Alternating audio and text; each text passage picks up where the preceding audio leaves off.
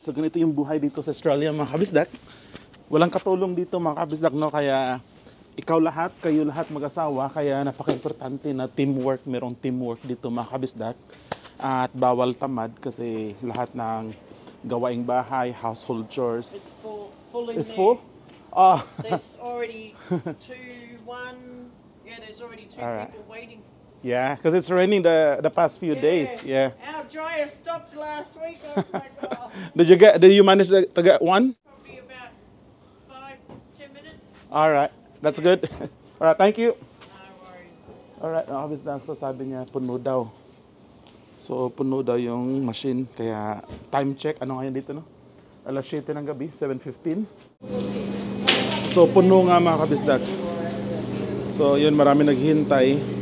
Ang daming machine. So ito nakikita nyo sa harap, yan yung mga dryer machine, no? Yun, no? Puno siya. Lahat. So kung sino man may-ari ng negosyo na to, maganda yung business niya. Kasi marami nagpapa-laundry, dryer ngayon dito sa Australia dahil winter. So wala tayong magagawa mga kabisdak, kundi hintayin lang natin. Yeah. Alright mga kabisdak, nalagay na natin yung yung iba. At ito yung last, no. So, ang dami nagpapa-laundry at dryer ngayon mga kabisdak dahil umuulan dito sa Sydney ilang araw na. And then winter din, kahit walang ulan, medyo challenging magpa-dry ng damit kahit walang ulan, no, kasi malamig. So kami ni Ami, usually nagla-laundry kami every weekend. And then depende sa dami, kung marami, dito kami sa pinapa-dryer namin. Pero kung konti lang, yun, doon na namin sinasampay sa likod ng bahay or sa garage, minsan doon kami nagsasampay. So yung sa likod ko, yan yung Sunshine Laundromat dito sa Blacktown. So usually nasa $11 or $12 yung isang oras. Alright. So kailangan natin siyang hintayin mga kabisdak. So time check. Ano ngayon, no? 7:30. So mga 8:30 tapos na yun lahat. So yun, madali lang yan. Cellphone lang tayo dito sa loob ng sasakyan, no?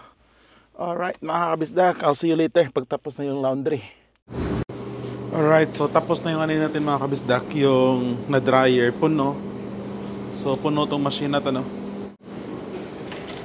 So dito. Alright.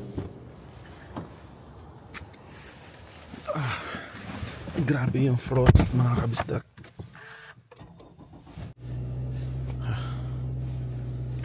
Really? This adjustment. Since lumipat kami dito sa Blacktown, is kailangan kong ihatid si Ami sa Blacktown Station. Kalimot ko naman ay kung gamay. Naman ay kung gamay nga pa yung... Ay, di tala ko ba?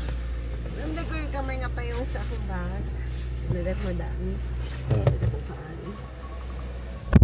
So ito yung sinasabi ko mga kabisdak sa last vlog, na ito yung pinaka-biggest adjustment namin ni Ami, no? Nung lumipat kami dito sa Blacktown, is kailangan ko nang ihatid si Ami, si Mrs. dito sa Blacktown Station every time pupunta siya ng office.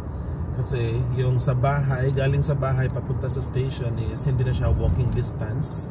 Kailangan na siyang i-drive, pero malapit lang din kung i-drive mo, mga less than 10 minutes. Yan, no? Yan yung mall, yung West Point Mall. So siguro mga to siya mga kabisdak, 5 minutes din. Basta mga less than 5 to 10 minutes pag i-drive natin. So ito yung West Point Mall mga kabisdak, yan yung nasa right side. Malaking mall, so sobrang nagustuhan namin yung mall na yan mga kabisdak. Lalo na ngayon na habang tumatagal kami dito sa Blacktown, is mas naging familiar kami kung asan yung mga shops sa loob ng mall. Halimbawa yung mga ganitong tindahan nandito banda. Kaya okay din mga kabisdak, sobrang nag-enjoy kami dito sa Blacktown. Yung lang talaga, yung isang malaking bagay lang is kailangan ko nang ihatid si Mrs. sa station, pero okay naman. So ito, papasok na tayo sa mga kabisdak, sa station ng Blacktown, sa drop off. May police station, tapos yan yung harap ng West Point Mall. And then dito banda sa drop off, then sa loading unloading zone. Yan, marami naghati dito mga kabisdak. So ito mga kabisdak yung sa drop off station dito. Alright. Ano may bike yan, locker bibo? Blacktown Station. So yan mga kabisdak. Yan yung Blacktown Station sa left side. So dito na tayo sa bahay mga kabisdak. Meron pala akong tinanim na mga roses dito mga kabisdak. Ganda ng rose. Tingnan niyo. Kulay orange. Di ba? Ganda. So ito, luma na to mga kabisdak. Ito yung tinanim ko bago. Yan. Isa, bago yan. Yan. Dalawa. Tatlo. At ito naman yung mangga. Galing to sa grocery, no? So nagsimula talaga siya as a seed. Yung tawag ng Tagalog ng sa yung liso ba sa Bisaya, seed. Ano ba Tagalog ng seed? Pero yan, tumubo siya. So I'm very happy na yun yung mga sweet mango mga kabisdak. Kaya papatubuin ko yan. Alright, let's go.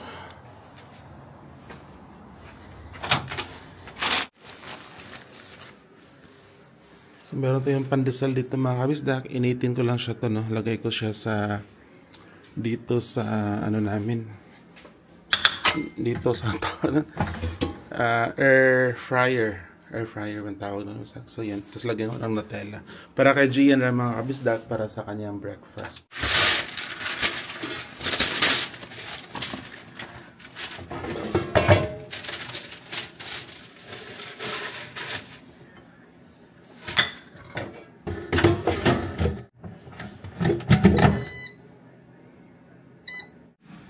Labas tayo. Oops. Ito sa labas. Basa mga kabisdak kasi umuulan nga. Almost 1 week na sunod-sunod yung ulan. Kaya ganyan yan ngayon. Basa.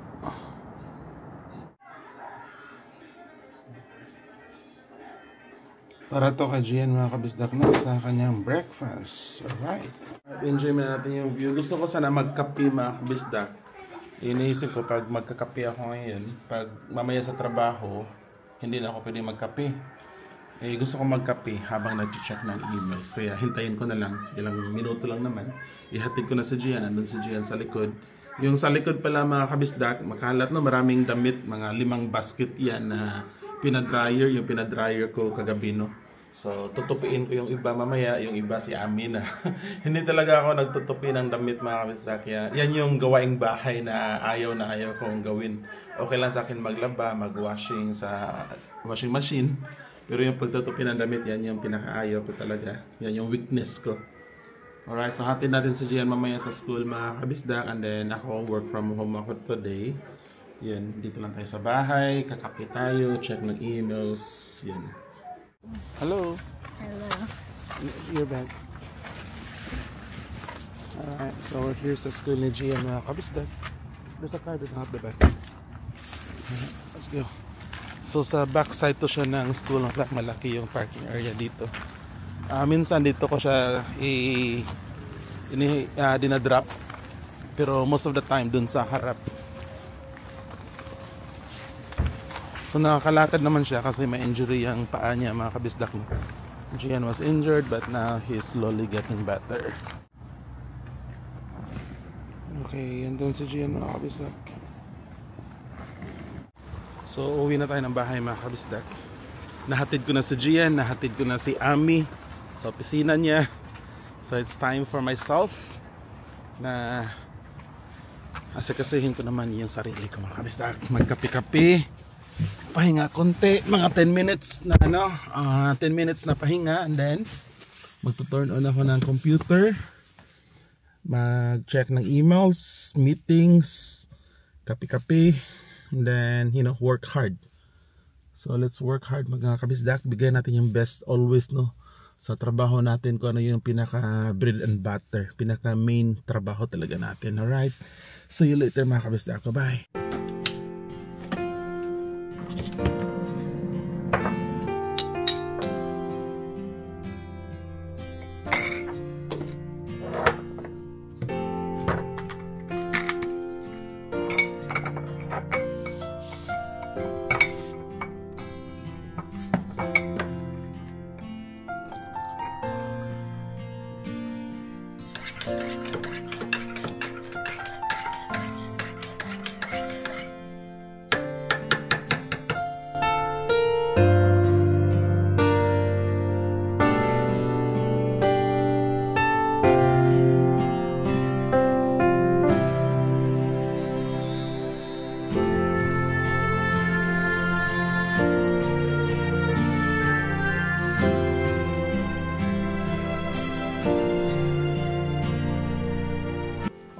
kabisdak. Lunch break ko mga kabisdak, no? So, sobrang lamig. Grabe, ang lamig ngayon.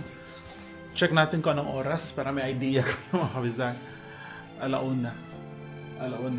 Minsan mga kabisdak, sa sobrang busy ko mga kabisdak, hindi ako nakapag-lunch ng maayos. Hindi ko nasusunod yung oras and I think meron siyang epekto sa health ko, no, sa kalusugan. Kasi meron akong mga napapansin, yung tiyan ko sumasakit, tsaka yung bowel movement ko parang hindi siya normal. Kaya isa yun sa sa lunch na usually kasi from 12 to 1 to 2 ang dami kong meeting, tapos 2:30 to 3 tumatakbo ako sa school para i-pick up si Gian. Pero yun mga kabisdak, yun yung buhay, no? Dito na-experience namin sister kasi sobrang busy, wala kang katulong dito. So hindi ako sure kung yung ibang setup ng family if pareho ba sa amin, no, na busy lagi. And then ngayon magluluto ako ng lunch. Hindi ako sure kung meron rice. Sana meron. Check natin yung rice cooker. Ay meron, no? Merong rice. So siguro yung kakainin ko ngayon, isang nalamazak dilata. Sardinas. Ito, wala kami masyadong stops. I need to grocery pa. So ito na lang, sardinas mga kabisdak. Lagyan ko ng rice. Yun. Lutuin ko lang ito mga kabisdak, pero sa sobrang gutom ko na, gusto ko kumain muna ng bread. So meron tayong Spanish bread dito. Ito mga kabisdak. Initin ko na sa microwave. Ay. Yun. Buhay Australia mga kabisdak. Sa pagpasensyahan nyo na yung mga vlog natin mga kabisdak kung ganito lang, no? Teka lang. Okay. Alright. So lagay ko siya sa microwave. Kahit 10 seconds lang mga kabisdak, no? Try natin yan for 10 seconds. Start. Alright, so dito natin kainin yung ko mga kabisdak. Lumambot siya mga kabisdak dahil, di ba sabi ko 10 seconds lang sana. Naging 30 seconds. Pero ang sarap talaga ng Spanish bread. Doon ko to binili sa Roti Hill mga kabisdak, sa Mix and Match Bake House sa Roti Hill. Sarap, grabe. Check natin yung mga halaman dito. Meron akong tinanim mga kabisdak na rose. Pero nabuhay naman. Cuttings yan, kinat ko dito sa mga roses ko. Yun, nag-cut ako dito ng cuttings. Tapos tinanim ko doon. Meron pa isa dito eh. Meron akong cuttings dito. Yun. So sana mabuhay mga kabisdak. Dahil sobrang mahal ng roses dito. Pag bibilhin mo yung isang halaman, yung magandang quality, kasi magandang quality ito mga kabisdak, yung tatlo dyan, $45 to. $45 yung isa. Magkano yan ng peso? Mga 1,800 pesos. Ganun siya kamahal.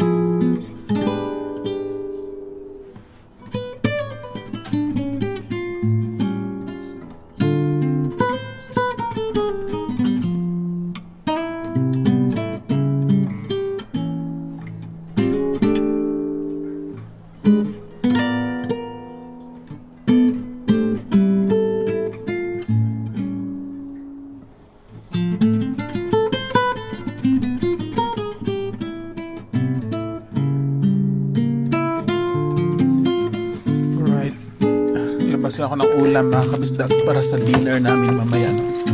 So, nag-stack.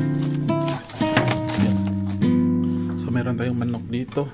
Kunti lang yung namin mga kabisdak. Dito na lang. Kunti lang yung stock namin sa freezer kasi kailangan pa namin mag-grocery. So, yung ulam ko ngayon is itong sardinas with itlog. Hugas lang ako ng kamay.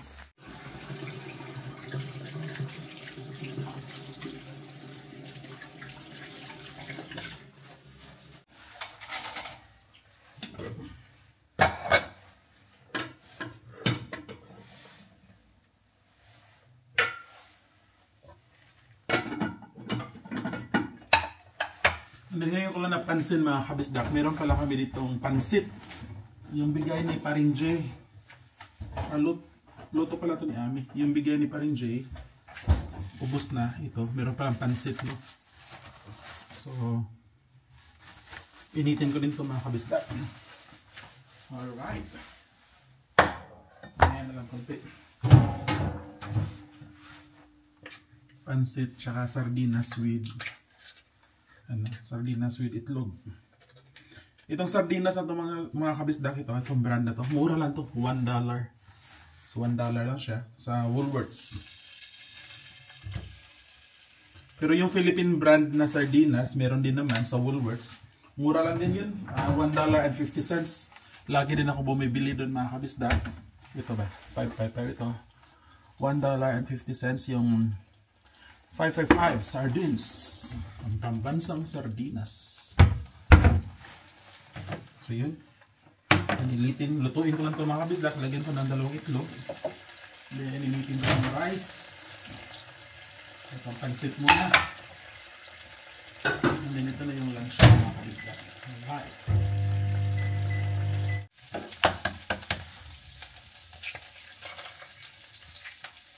Alright.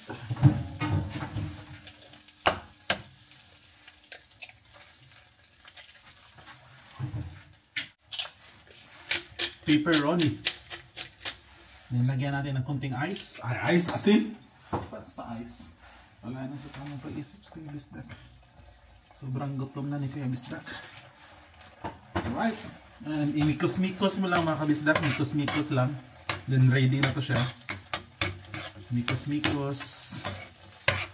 Kasi gutom na sa Kuya Bisdak. So gusto ko yung ganito pagkaluto mga kabisdak. Yung medyo ano pa ba, yung itlog hindi masyadong luto. Ano na tayo mga kabisdak, nagay ng pansit. Ito yung ulam ko mga kabisdak, pansit. Si Ami pala yung nagluto nitong pansit. Pero kahapon din, Sabado ata, binigyan kami ng pansit ni Paring J. Magkapitbahay lang kami ni Paring J mga kabisdak. Nasa ano siya na, kabilang yan sa kabilang unit. Hindi dito, next, parang pangatlo, pang-apat. Sarap.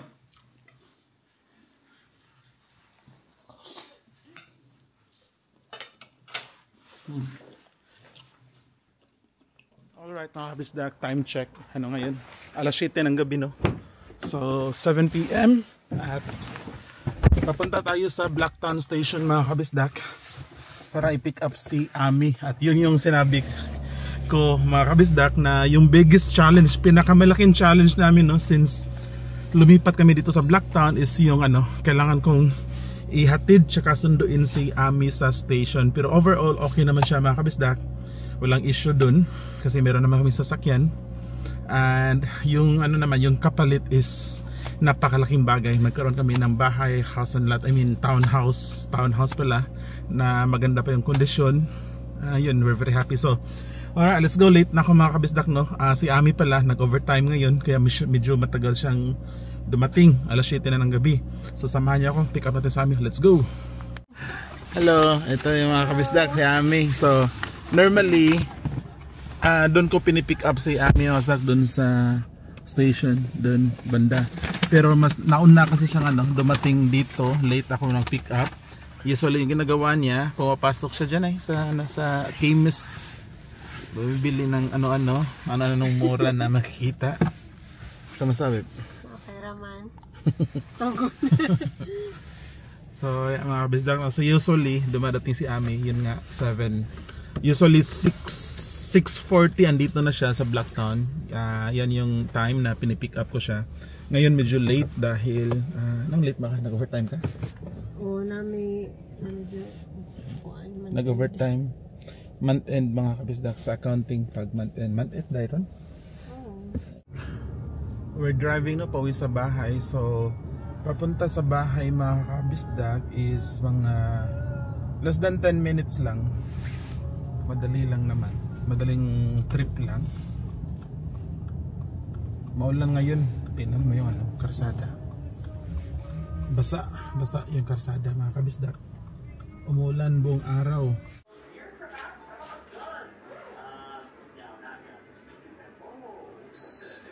Itong ano mga kabisdak, itong lutuan namin, yung ganito sa induction, actually ayaw ko itong mga kabisdak, prefer ko yung gas, no?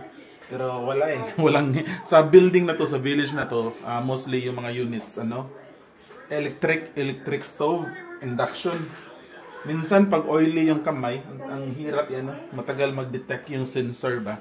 So ngayon mga kabisdak, dito na kami sa bahay, late na, alas 8 ng gabi. Magluluto ko ng dinner namin. Ito, crispy fries. So, fried chicken mga kabisdak. Yun, meron tayong fried chicken dito. Lalagyan ko crispy fry. May atay din naman, no? Sobra sa pansit namin. I-fry ko na din mga kabisdak, no? So, hanggang dito lang yung vlog natin mga kabisdak. At sobrang salamat, no, na umabot ko hanggang sa dulo ng video na to.